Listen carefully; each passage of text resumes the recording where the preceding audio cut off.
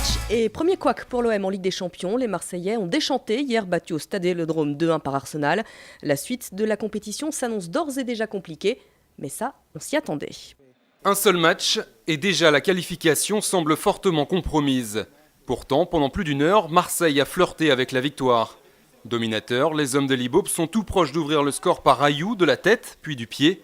Mais peu après l'heure de jeu, Jérémy Morel manque sa tête sur ce centre. Sanction immédiate, but de Walcott, 1-0 pour Arsenal. On sentait que l'équipe qui allait marquer en premier allait gagner ce match. Je m'attendais à une telle résistance de Marseille. Il n'y a que les Marseillais qui ne sont pas convaincus qu'ils ont une bonne équipe. Moi, j'en étais convaincu avant le match. La suite est plus compliquée pour les Marseillais. Sonnés, ils encaissent un deuxième but à 5 minutes de la fin. La frappe de Ramsay est déviée et trompe Mandanda.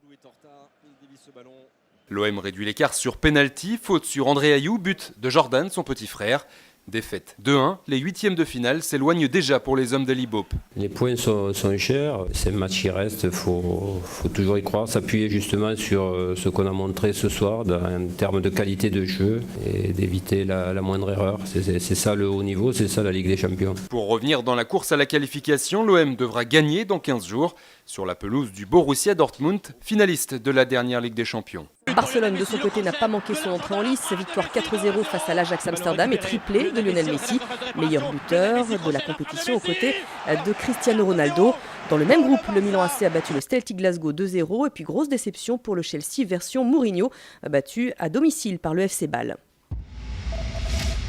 Ce soir, on passe à la Ligue Europa. Lyon, qui n'a pas passé les barrages en Ligue des Champions, affronte le Betis Séville. Déplacement également pour les Girondins de Bordeaux, qui eux seront à Francfort. Les Bleus relèvent le challenge haut la main. Les basketteurs français se sont qualifiés pour les demi-finales de l'Euro en battant le pays hôte, à savoir la Slovénie.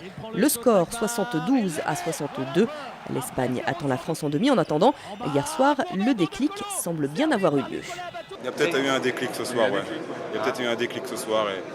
Et voilà, c'était pas pareil, l'ambiance n'était pas pareil dans le groupe, la préparation mentale n'était pas pareille. Et je pense que tout le monde a enfin compris que c'était parti, quoi. Enfin, mieux vaut tard que jamais. On n'a rien fait. On l'a déjà vécu il y a 2 ans. Il y a 2 ans, on l'a vécu, on gagne la Grèce, on bat la Russie, on était euphorique et puis on prend une pilule en finale. Il n'y a pas d'euphorie.